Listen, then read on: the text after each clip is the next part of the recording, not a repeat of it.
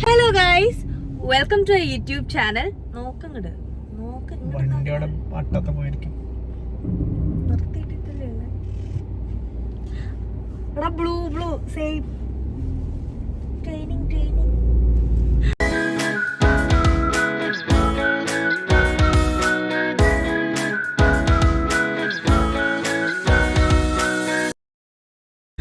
അപ്പൊ എന്തല്ലേ വിശേഷോ? അങ്ങനെ വീണ്ടും ഇക്കൊല്ലം ഒരു ഓണം വന്നു. ഇപ്രാവശ്യത്തെ ഓണം കഴിഞ്ഞ 3 കൊല്ലത്തെയും പോലെ ഇവിടെയാണ്. അങ്ങനെ കാര്യമായിട്ട് പരിപാടിയൊന്നുമില്ല. കാരണം ഇപ്രാവശ്യം ഫ്രണ്ട്സ് അധികവും നമ്മളെ നാട്ടിൽ ഓണം ആഘോഷിക്കാൻ പോയിട്ടുണ്ട്. അപ്പോൾ ജസ്റ്റ് ഞാനും ആദ്യം അനിയത്തിയും ഉണ്ട്, പിന്നെ എൻ്റെ ഫ്രണ്ട് ഉണ്ട് എംലൻ. അപ്പോൾ അവനെ കുറേ ലാസ്റ്റ് കാണുന്ന എൻ്റെ കല്യാണത്തിനാണ്. അപ്പോൾ അവനും വരുന്നുണ്ട്. പിന്നെ കാര്യമായിട്ട് പരിപാടിയൊന്നുമില്ല, സദ്യ ഒന്നും ഉണ്ടാക്കുന്ന പരിപാടി. കാരണം നമ്മൾ 3 ആൾക്കാരും, എനിക്ക് പൊതുവെ സദ്യനോട് വലിയ താല്പര്യം. പിന്നെ ആദ്യം ചോറ് കഴിക്കുന്ന കുറവാണ്, പിന്നെ മിന്നു. ഞങ്ങളെല്ലാവരും ഫുഡിൻ്റെ കാര്യത്തിൽ കുറച്ച് കുറവായതുകൊണ്ട് തന്നെ അങ്ങനെ നമ്മൾ കാര്യമായിട്ടൊന്നും കഴിക്കുന്നൊന്നുണ്ടല്ലോ. അപ്പോൾ നമ്മൾ ഫുഡ് ഓർഡർ ആക്കിയിട്ടുണ്ട് സൽക്കാരേന്ന്. പിന്നെ ഇന്ന് രാവിലെ ഇറങ്ങണം എന്നെല്ലാം വിചാരിച്ച് പരിപാടിയെല്ലാം നോക്കിയേനു, പക്ഷേ നടക്കുന്നുണ്ടായില്ല. കുറേ എന്തെല്ലോ പരിപാടിയായിട്ട് നമ്മൾ തിരക്കിലായിപ്പോയി. അപ്പോൾ ഇപ്പോൾ തിരിച്ചിട്ടല്ല, ഇപ്പം നമ്മൾ ഷാർജയിൽ പോയിട്ട് മിന്നുവിനെ കൂട്ടിയിട്ട് വീണ്ടും തിരിച്ചു വരൂ. എന്നിട്ട് നാളെ ഓണത്തിനുള്ള സാധനങ്ങളെല്ലാം വാങ്ങണം. അതിൻ്റെ ഡ്രസ്സ് കൊടുത്തത്, അടിക്കാൻ കൊടുത്തത് മേടിക്കണം, പൂ മേടിക്കണം, അങ്ങനെ അല്ലറ ചില്ലറ കുറച്ച് കാര്യങ്ങൾ. So this is day 1. അപ്പം ഇന്ന് ഓണത്തിൻ്റെ പ്രമാണിച്ചുള്ള കുട്ടി കുട്ടി ഷോപ്പിങ്ങും കാര്യങ്ങളൊക്കെ. ദെൻ ഡേ 2 നാളെ ഓണത്തിൻ്റെ. അപ്പോൾ I hope this weekend vlog എന്താ പറയുക എല്ലാവർക്കും ഇഷ്ടമാവുന്നു. ഇന്ന് ഉച്ചക്ക് മിന്നുവിനെ പിക്ക് ചെയ്തിട്ട് ദുബായിൽ വന്ന് കുറച്ച് നേരം ചില്ലടിക്കാമെന്നൊക്കെയായിരുന്നു ഞങ്ങളുടെ ഇനീഷ്യൽ പ്ലാൻ ഉണ്ടായത്. പക്ഷേ യാദൃശികമായി 2 പേർക്കും പെട്ടെന്ന് വയ്യാണ്ടൊക്കെ തലവേദനയും കാര്യങ്ങളൊക്കെ ആയതുകൊണ്ട് നമുക്ക് എത്താൻ പറ്റിയിട്ടുണ്ടായില്ല. പിന്നെ ലേറ്റായിട്ടായിരുന്നു അവിടെ എത്തിയിട്ടുണ്ടായിരുന്നത്. ദുബായ് ടു ഷാർജയുള്ള ട്രാഫിക്ക് പറയണ്ടല്ലോ. അങ്ങനെ ഞങ്ങൾ രാത്രി അവളെയും പിക്ക് ചെയ്തു. ഓണത്തിനുള്ള പൂവും മേടിച്ചിട്ടുണ്ടായിരുന്നില്ല. അപ്പം നമ്മുടെ അടുത്ത് തന്നെ പെരുമാളുണ്ടായിരുന്നു. പെരുമാൾ എന്ന് പറയുന്ന ഫ്ലവർ ഷോപ്പ് ഉണ്ടായിരുന്നു. പക്ഷെ അവിടെ ഭയങ്കര തിരക്കായതുകൊണ്ട് നമ്മൾ ഇൻ്റർനാഷണൽ സിറ്റിയിലേക്കാണ് പോയിട്ടുണ്ടായേ. അവിടെയും ഈ പറയുന്ന പോലെ നല്ല തിരക്കായിരുന്നു. അപ്പോൾ ഞങ്ങൾ കുറച്ച് പൂ മേടിച്ചിട്ട് പെട്ടെന്ന് തന്നെ വീട്ടിലേക്ക് പോകാൻ നിന്നു. അത് കഴിഞ്ഞിട്ട് ഓണത്തിന് എനിക്ക് ഇടാനുള്ളൊരു ഡ്രസ്സ് ഓൾട്രേഷൻ ഞാൻ JVCയിലുള്ള ടൈലറിസ്റ്റ എന്ന് പറയുന്ന ഒരു ഷോപ്പിൽ കൊടുത്തിട്ടുണ്ടായിരുന്നു. അവിടെ പോയിട്ട് അത് പിക്ക് ചെയ്തു. അപ്പോഴേക്കും നല്ലപോലെ വിശക്കുന്നുണ്ടായിരുന്നു ഞങ്ങളെല്ലാവർക്കും. അപ്പോൾ JVC തന്നെ നമ്മൾ ഇടയ്ക്കിടയ്ക്ക് പോകുന്ന ഒരു റെസ്റ്റോറൻ്റാണ് വൈഡ് റേഞ്ച് എന്ന് പറയുന്നത്. ഇവിടെ നല്ല തനി നാടൻ കേരള ഫുഡ് നമുക്ക് കിട്ടും. നല്ല റീസണബിളും ആണ്, പോരാത്തന്നെ നല്ല ടേസ്റ്റുമാണ്. അപ്പോൾ നമ്മൾ അവിടെ പോയി വയറ് നിറച്ച് ഫുഡൊക്കെ കഴിച്ച് തിരിച്ച് വീട്ടിലേക്ക് പോകാൻ നിന്നു. മണി ഏകദേശം ഒരു 12 മണി ഒക്കെ ആയിട്ടുണ്ടായിരുന്നു. അപ്പോൾ നല്ല ഉറക്കവും വരുന്നുണ്ടായിരുന്നു. വീടെത്തി കട്ടിലിൽ കയറി കിടന്നുറങ്ങിയതും മാത്രമേ നമുക്ക് ഓർമ്മയുള്ളൂ. വേറൊന്നും ചെയ്യാൻ പറ്റിയിട്ടുണ്ടായിരുന്നില്ല. ഇന്ന് ഡേ 2 ഓണമായി. ഞങ്ങൾ ഇന്നലെ പരിപാടിയൊക്കെ കഴിഞ്ഞിട്ട് എണീക്കാൻ ലേറ്റ് ആയതുകൊണ്ട് തന്നെ രാവിലെ തന്നെ എണീറ്റിട്ട് പൂവല്ലിട്ട് അങ്ങനത്തെ പരിപാടിയൊന്നും ഉണ്ടായിട്ടില്ല. ഞാൻ ഇപ്പോൾ എണീറ്റ് കുളിച്ച് ഇനി വിളക്കെല്ലാം കൊളുത്തിയിട്ട് നമുക്ക് പൂവിടാം. അത് കഴിഞ്ഞിട്ട് നമുക്ക് ബ്രേക്ക്ഫാസ്റ്റ് കഴിക്കണം. അത് കഴിഞ്ഞിട്ട് നമുക്ക് സദ്യ പോയി വാങ്ങണം. എന്നിട്ട് നമുക്ക് ഒരുങ്ങണം, കുറേ ഫോട്ടോ എടുക്കണം, എന്നിട്ട് ഫുഡ് കഴിക്കണം, പിരിഞ്ഞു പോകണം. അതാണ് ഇന്നത്തെ അജണ്ട. നമുക്ക് ഓരോന്നോരോന്നായിട്ട് ചെയ്യാം. അപൂർവങ്ങളിൽ അപൂർവമായൊരു കാഴ്ചയാണ് രാവിലെ എണീറ്റ് കുളിച്ച് വിളക്കെല്ലാം കൊളുത്തുന്നത്. ഇത് രാവിലെ തന്നെ അച്ഛൻ വിളിച്ചൊരു അച്ഛനോട് പറയുമ്പോൾ അച്ഛൻ തന്നെ പറയുന്നുണ്ട് കാക്ക മലർന്ന് മറക്കുമെന്നു. പിന്നെ കൊല്ലത്തിൽ 1-2 പ്രാവശ്യം മാത്രമാണല്ലോ ഇങ്ങനത്തെ വിശേഷ ദിവസങ്ങളൊക്കെ വരുന്നത്. അപ്പോൾ ഇതൊക്കെ ആവാം എന്നുള്ള നിലയ്ക്ക് ഞാൻ ആദ്യം എണീറ്റു, കുളിച്ചു, വീടൊക്കെ ജസ്റ്റ് ഒന്ന് ക്ലീൻ ചെയ്തു. ഇന്ന് അതിഥി ഒക്കെ വരുന്നതല്ലേ, അതാണ് എനിക്ക് ഭയങ്കര ഇഷ്ടമുള്ള കാര്യമാണ്. ഇടയ്ക്ക് ഇങ്ങനെ സിന്ദൂരം തൊടാൻ. ഇവിടെ 3 കൊല്ലമായി ഞാനിപ്പോൾ UAE വന്നിട്ട് ഓണം ആഘോഷിക്കുന്നത്. എത്രത്തോളം നമ്മളത് ആഘോഷിച്ചിട്ടുണ്ടെങ്കിൽ കൂടിയിട്ടും എനിക്ക് ഒരിക്കലും എൻ്റെ മനസ്സ് എന്താ പറയുക അങ്ങനെ അറിഞ്ഞ് തൃപ്തിയായിട്ടുള്ളൊരു ഓണം ഒരിക്കലും ഉണ്ടായിട്ടില്ല. കാരണം വീട്ടുകാരുടെ കൂടെ സെലിബ്രേറ്റ് ചെയ്യുന്ന സെലിബ്രേഷനെക്കാളും വലുതാവില്ല ഒന്നും എന്ന് എനിക്കിടയ്ക്ക് തോന്നാറുണ്ട്. അപ്പോൾ നമ്മൾ വളരുമ്പം ഓരോ സ്ഥലത്തും നമുക്ക് ചെറിയ ചെറിയ ഫാമിലീസ് ഉണ്ടാവുമല്ലോ, ബ്ലഡ് റിലേഷൻ അല്ലെങ്കിൽ കൂടിയിട്ടും. അപ്പോൾ ഇവിടെയുള്ള എൻ്റെ ഫാമിലിയാണ് സാഷ, കൊക്കോ, ആദി, പിന്നെ ആദിയുടെ അനിയത്തി, പിന്നെ ഞങ്ങളുടെ തന്നെ ഒരു ക്ലോസ് നെറ്റ് ഓഫ് ഫ്രണ്ട്സ് ഉണ്ട്. അപ്പോൾ അതിലത്തുള്ള കുറേ ആൾക്കാർ ഇപ്രാവശ്യം നാട്ടിലായതുകൊണ്ട് ഞങ്ങൾക്ക് എല്ലാവർക്കും ഇങ്ങനെ ഒരുമിച്ച് വന്ന് കൂടാനുള്ളൊരു അവസരം ഉണ്ടായിട്ടില്ല. ഇന്ന് വീട്ടിൽ വരുന്ന ഗസ്റ്റ് എൻ്റെ ലൈഫിൽ എനിക്ക് ബാക്കിയുള്ള ഫ്രണ്ട്സിനകത്തുള്ള ഒരാളാണ് എംലൻ. കുറേ വർഷങ്ങൾക്ക് ശേഷമാണ് ഞങ്ങൾ കാണുന്നത്. അപ്പം ഞാൻ വിചാരിച്ചു അവൻ വരുന്നതിന് മുമ്പ് വീടൊക്കെ ഒന്ന് സെറ്റാക്കി പൂക്കളൊക്കെ ഇട്ട് നമ്മൾ ബ്രേക്ക്ഫാസ്റ്റൊക്കെ കഴിച്ച് ഈവൻ സദ്യ വരെ വാങ്ങി വെച്ചിട്ട് അവൻ വരുമ്പോൾ നമുക്ക് കുറച്ച് നേരം ഇരുന്ന് ചില്ലടിക്കാമെന്നൊക്കെ. അപ്പോൾ രാവിലെ എനിക്ക് ഈ പൂവൊക്കെ ഇങ്ങനെ ഉതിർത്തിട്ട് പൂക്കളൊക്കെ ഇടണം, മറ്റേ ഡിസൈനൊക്കെ വെച്ചിട്ട് എന്നൊക്കെയായിരുന്നു എൻ്റെ മൈൻഡിലുണ്ടായിരുന്നത്. പക്ഷേ ഇതാകുമ്പോൾ ക്ലീൻ ചെയ്യാൻ നാളെ രാവിലെ എളുപ്പമാണ് ഇങ്ങനെ പൂ വയ്ക്കുന്നത്. പിന്നെ ഞാനിതിനിങ്ങനെ പൂ വെച്ചിട്ടില്ല. അപ്പോൾ എവിടെയോ ഒരു ഇൻസ്റ്റാഗ്രാമിൽ സ്ക്രോൾ ചെയ്യുമ്പോൾ ഇങ്ങനത്തെ ഒരു സംഭവം കണ്ടു. അപ്പോൾ ഞാൻ വിചാരിച്ചു ഇതങ്ങ് പരീക്ഷിക്കാമെന്ന്.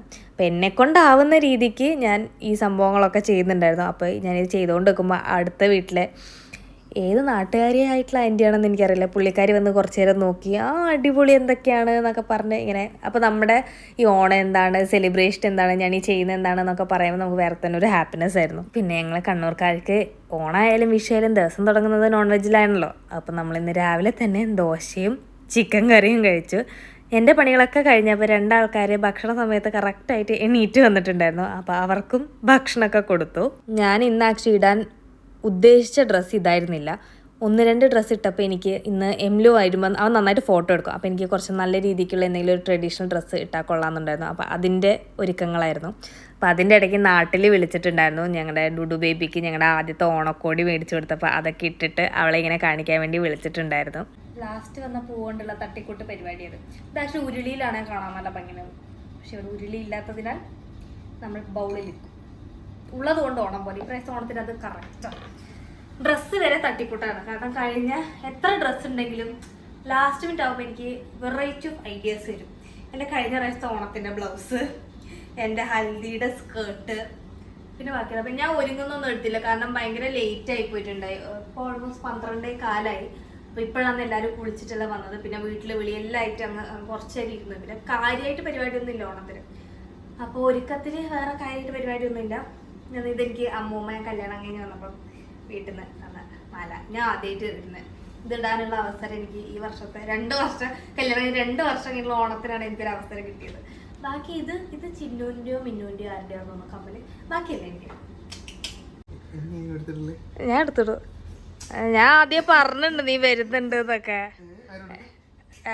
ഞാൻ ഇതിന്റെ മുന്നത്തെ സാധനം ഷൂട്ട് ചെയ്യില്ല. 2 കൊല്ലം കഴിഞ്ഞിട്ട് വരുന്ന എൻ്റെ ബെസ്റ്റ് ഫ്രണ്ട്.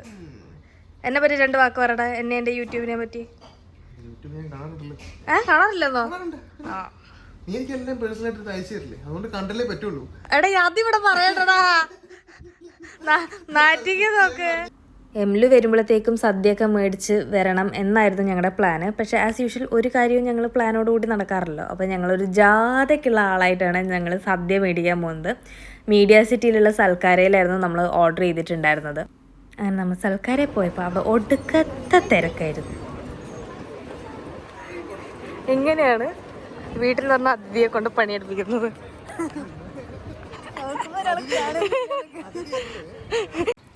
അപ്പോൾ കണ്ണൂർക്കാർക്കൊക്കെ അറിയാവുന്നൊരു കാര്യമായിരിക്കും, നമ്മൾ ഓണമായാലും വിഷു ആയാലും സദ്യയുടെ കൂട്ടത്തിൽ ഒരു നോൺ വെജ് ഇല്ലെങ്കിൽ നമുക്കതൊരു തൃപ്തിയാവില്ല.